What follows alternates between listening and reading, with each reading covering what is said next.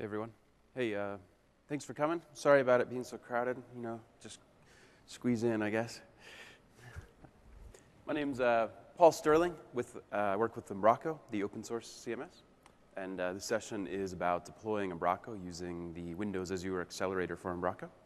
So I'm just going to jump right in. Objectives, we'll just look at why we use an accelerator approach as opposed to just doing it. What it actually is, how the accelerator works. I'll give you a demo so you can actually see it, and then I'll show you where to get it if you haven't already found it.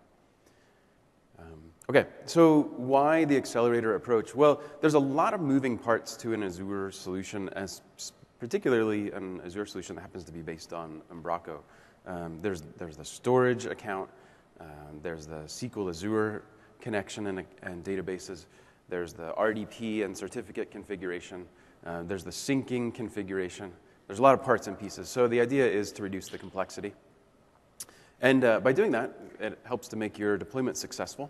So all you need to know are the stuff that you are already going to know. And that's the keys for your Azure storage account, your SQL Azure access information, and the path to your local install or a copy of Umbraco. And that's all you need to know to get going. And then the accelerator provides two approaches. Essentially, there's a guide you can walk through step by step, which a lot of us like. And there's also this wizard. And you can see here we've spent a lot of time on the UI of that wizard. So that's what it looks like. And what it actually is a way to simplify deploying Umbraco to Azure in an optimal configuration. So across multiple nodes, right? Not just on one Azure node instance. It lets you repeatedly make deployments that you can count on successfully working. Lets you leverage all the strengths of Azure, which there are many. These are the three that I like to call out just because I think it's something that you don't always get in traditional hosting unless you make a pretty significant investment of time and some money. And that's the idea around redundancy and reliability because you're running across multiple nodes. The elimination of the management overhead, by and large, and of course the global presence if you take advantage of any of the CDN or traffic manager parts of Azure. And then some of the nice parts are you can spin up from nothing to a full public Umbraco instance in less than an hour. I think I've got it down to about 18 and a half minutes or something if everything goes well. But we won't, I won't test that right now. And then you can do minute updates literally in just minutes. And by the nature of Azure and the way you can swap instances, there's no downtime at all. So that's a really compelling piece because you can make updates to your app while it's running on the fly. And how it actually works is it's actually pretty simple in what it does. So three main parts. One, you actually deploy the accelerator using traditional or standard Azure deployment. And the accelerator contains the bits that do some things. And those things are, it creates an IIS site on each node instance that you have as part of your role. It maps the host name or your domain to that instance. It updates Umbraco's distributed publishing configuration, which is important because you want to make sure all of your front-end nodes are representing the same content. And then it continually syncs files from your node instances back to your storage account, back to the blob storage, and vice versa. So if you are bringing up more instances, it will copy those files over. If there are changes being made on the front end by your user, say with user-generated content, that's going to come back to the blob storage. So you're always going to have that updated. And then so that's kind of all of part one, deploying the accelerator. And then part two is go ahead and you actually have to move your Umbraco site up to Azure blob storage. That's pretty straightforward. And finally, there's this idea of two-way synchronization that I mentioned, and that's about keeping everything in sync across all instances, and then kind of a master copy in your blob storage if you want to think about it like that. Okay. And then let's go ahead and do a demo, because I think that's why folks are here. You want to see how this thing works, and it's the best part anyways. Okay, so I'll show you where this actually lives on Codeplex. At the end, there's a slide with a really, really long URL. But when you first download this and extract it, you get some pretty good documentation starting with an overview that may look familiar to something we just saw, as well as some prereqs, and then a link to getting started. The Get Started doc is essentially the step-by-step guide. So you can follow through this if you like, and you end up with a successful Umbraco deployment to Azure. The first thing you're going to do, assuming you have an Azure account, is to create an Azure storage account. And I've already done that, so I'm going to go ahead and just flip over to the management portal and get that. So it's called Umbraco Cloud. This is my storage account, and I just need to grab the access key here. So if anyone wants to write this down so you can access it, go ahead and do that. And then coming back to the guide, it says start the setup script, which I like to call the wizard. So we'll just launch our wizard.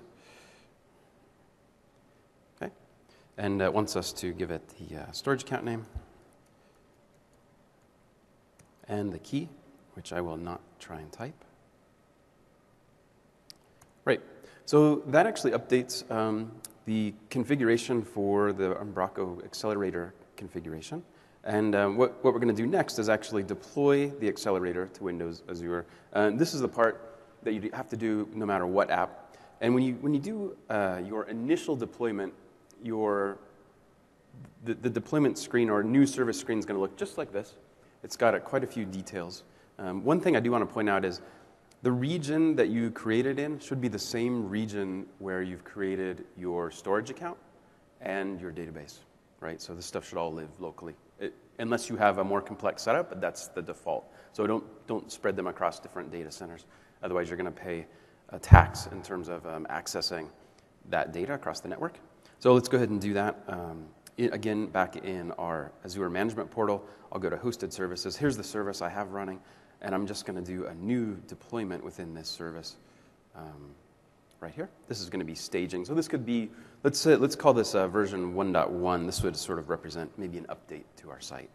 And before I do that, of course, I need to actually create the package. So the accelerator also ships with a Visual Studio solution that's all ready to go. You don't actually have to do anything here unless you want to. So by default, you get 2 instances of extra small. You can certainly change that to be anything you like.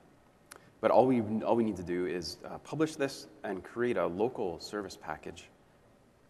And that just contains the Azure-specific package for the actual accelerator. And conveniently, I get the folder that Visual Studio creates it in, so I'll just copy that. And then back in the management portal, I'll just point it there. And likewise, the configuration file. So that configuration file essentially contains the key to access our Azure storage. That's really what's in there.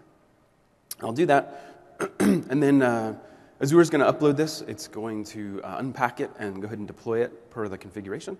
So it'll end up looking a lot like this, which we'll see in just a second. This takes 10 to 15 minutes, more or less. So let's head on back while that's happening and get going on the rest of our deployment. So just down here, continuing along, we're going to go ahead and set up our database, which is the next step. So in the management portal, we've got a database server, this guy, and it just has a master database right now. So we just need to go ahead and update this. And what we're going to do is create an Umbraco database with the schema and the base data. And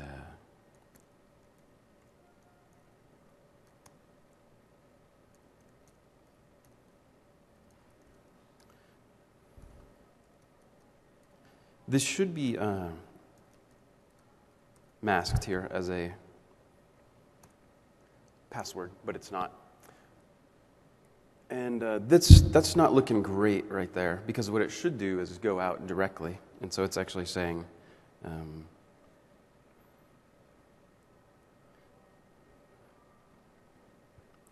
network timeout. Excellent. That is excellent. Let's try it again. So I'm going to, when you set up a database and I just did this like literally 15 minutes ago, so I'm not sure. But when you set up a database, you need, by default, it doesn't have there's no way to access it from outside, right? So you need to actually set up some firewall rules to allow you to access. So here, this rule here is going to allow us in, and it's, as far as I can tell, that's the right IP address. So I don't know if something else is going on. But so you need to have access to it by granting your local IP. Let's go ahead and just start this over real quick. Okay.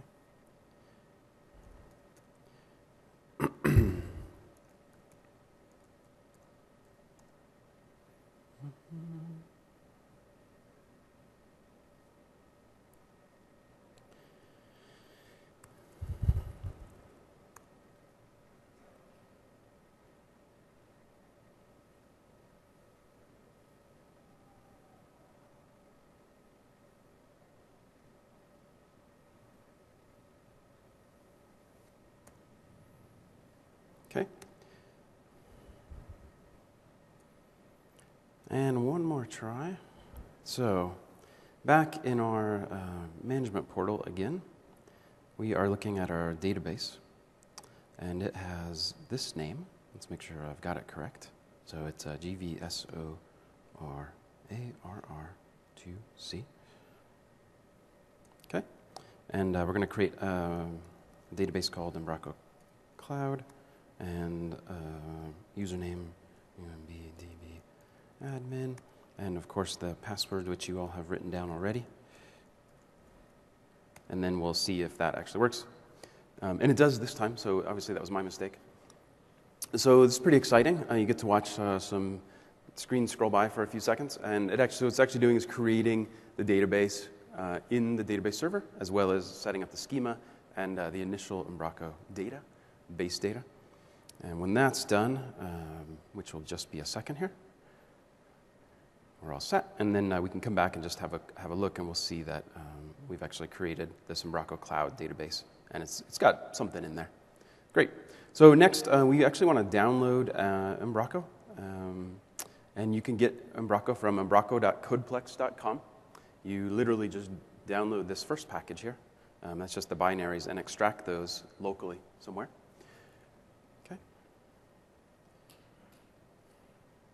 So I happen to have them right here in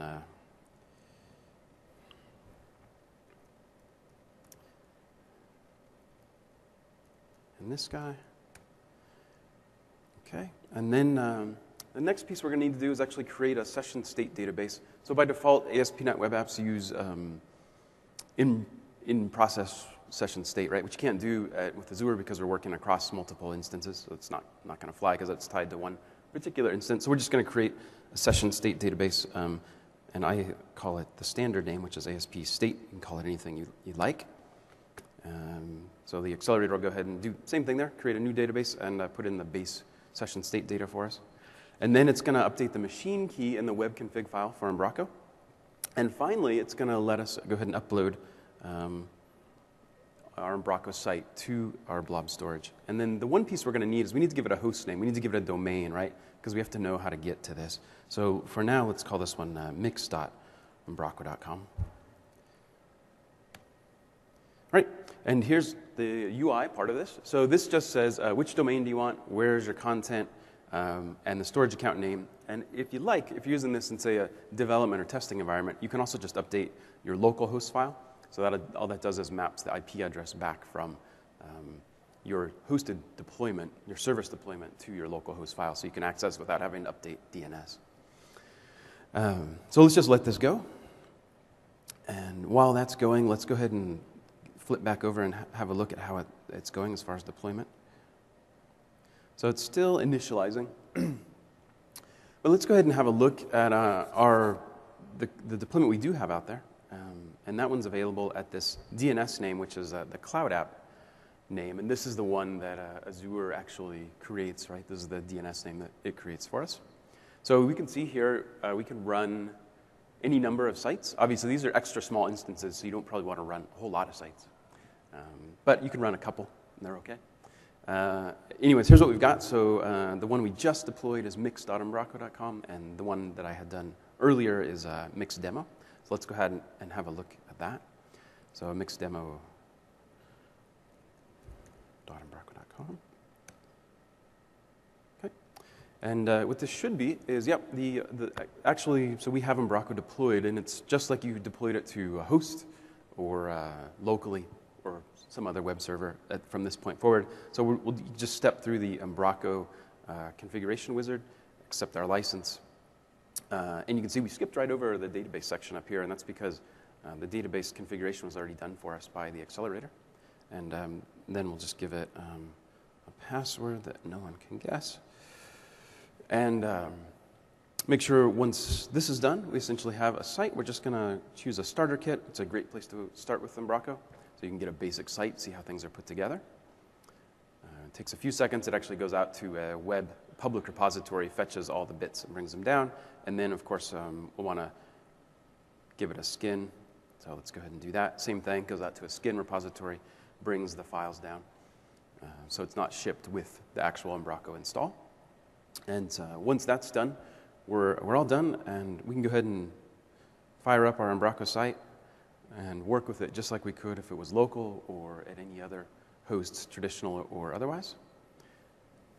That is pretty much all there is to it. It's pretty quick to get through. Obviously, the one piece you have to wait for is uploading your actual files, right? So the faster network you're on, the faster this is going to happen. And you need to actually wait for your roles to come online. So all that stuff needs to happen. And again, you can always take a look at sort of what you have going on by using just the Azure DNS name for this, which gives you this default landing page. Okay, so that is the accelerator. And there's a couple more pieces to talk about. So here's all the steps. We need to talk about every single one of these, but you can see that there's a lot of stuff going on in a deployment. Generating the certificate, because you have to have a certificate with RDP, with Azure to keep everything encrypted. Creating the SQL databases both for Umbraco and for session state. And then updating the Umbraco configuration around session state, changing it from in-process to SQL. And then updating a machine key, and of course setting all the SQL connection strings to be appropriate for Azure, SQL Azure. Obviously moving the Umbraco site up to the storage, and then updating the Umbraco distributed publishing, which is just another configuration file that gets updated with the host names, the internal host names of each of your nodes in Azure. And then finally making sure that sync is continually syncing your files. Okay. So there are some next steps after you've gotten this far, which hopefully you can do in half an hour or so. You can scale this out just by adding instances. That's very simple to do. It's literally changing the configuration from the default of 2 to 4 or whatever you need it to be. You can run multiple Umbraco sites, as we saw in one deployment. You can use App Fabric Cache for session state, which we highly recommend, so then you don't have that SQL dependency at all. You can obviously use the Azure CDN, and that helps speed things up even more. Obviously, if you have seen it, I don't know if you have, but look around for this ACS. It's the Access Control Service extension for Umbraco. It's a really nice way to integrate federated identity into Umbraco. And finally, this didn't get caught in the guide, but just make a note of this to look for it. If you're doing this, there's one special way you need to account for all the permutations of domain names. And so you need to create an extra CNAME record along with your domain. And Steve Marks has a really good blog post on how to do that. It's quite simple, but you wouldn't know it inherently. Okay. And here is where you get it. So it's got to be the longest Codeplex project name. So that's where you get that. It's open source under the Microsoft permissive license, which is a good license. And then Umbraco, of course, you can get also from Codeplex, umbraco.codeplex.com with the MIT license. Or if you like to install Umbraco using, say, Web Deploy, Web PI, or Web Matrix, you can get it from the Web App Gallery or directly from Web PI or Web Matrix, if you like. And that is it. We have a few minutes left, which is great, considering the little hiccup there with SQL. And I think I'll just take some questions if anyone's got them. Happy to do that for the next 5 minutes or so.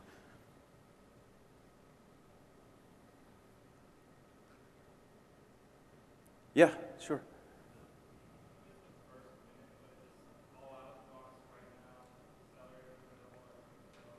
Yeah, so the question is everything available? Yes, it's all, everything we looked at are the bits from here. So it's fully released, and no, again, right, it's just, everything we looked at is open source. So there's nothing involved in it except to go get it and try it yourself. Okay? Yes, sir. So after you deploy your Umbraco solution to Azure, do you want to modify the raw file? Sure. So the question is, how do you go about modifying Umbraco files after you've deployed it? All right. So two ways. One, if you are working in Umbraco, and this is changing files, say a template file or a CSS or a script file, it's using that sync mechanism. It's going to sync it back to your blob storage, which is then in turn going to sync it to any other instances that you have deployed. If you wanted to say you make a local change, right? You're a developer and you make a change locally and you want to push those out, you can push those right to your blob storage, and then the blob storage will synchronize those with each of your nodes as well. Sorry, the blob storage doesn't do that. The accelerator will sync the files from blob storage to each of the nodes that you have deployed. Does that make sense? Great. Simple. Okay. I'm sorry, any production sites? Sure. Yeah, there's quite a few. I mean, I wouldn't call it like thousands, but considering this has been out for all of, 3 days or something. So codegarden.com, which is our conference site, is out, and it's, really nice, clean site. And super snappy. I mean, we're super happy with the performance we're getting off of Azure. Some of our partners, redengine.com,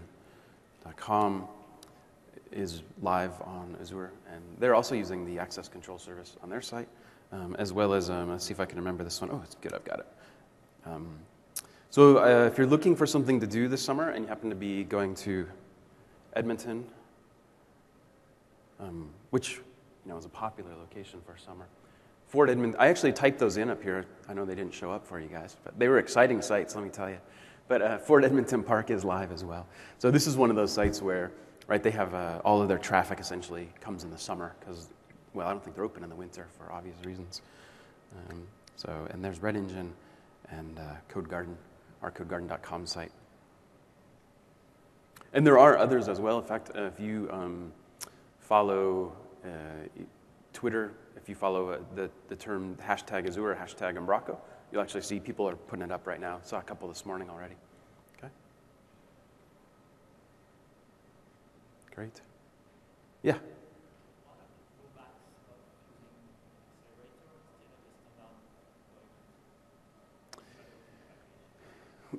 So the question is, what are the drawbacks of using the accelerator versus a standard deployment? I guess the only drawback is that you don't get to personally write that code that does the synchronization. So if you miss that part of it, you can do it yourself. Does that make sense? So all the accelerator does is it's a combination of deployment and actually that syncing mechanism, and the piece that maps the host name to the actual instance that's running, right? Yep. If the application generates files, can you sync them? Yep.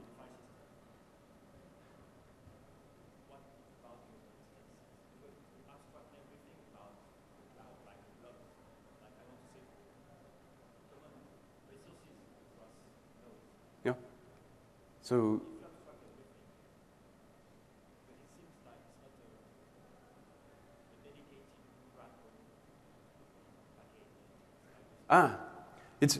So the question is, let me see if I can paraphrase, but is this Umbraco specific is kind of the question. And no, it's not, right? I mean, there happens to be some Umbraco specific folders in there, because with Umbraco, you won't sync every file. There's some files that should live only on a node and get generated, like client dependency in our cache file, for example. But you could use this code to, say, deploy another app as well and sync the files.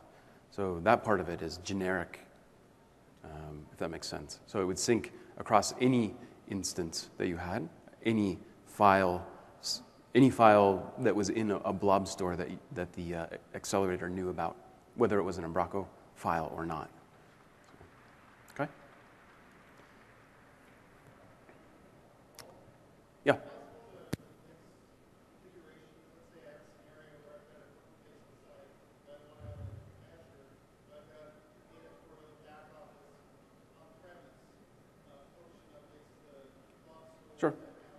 Yeah, you would, in that case, you'd use kind of you'd set up, so the question is, can you have a separate authoring environment from your front-end environment, right? Sure, absolutely. That's no different than that would be in any other scenario. So you'd create an authoring environment, whether it's in-house or somewhere else, right?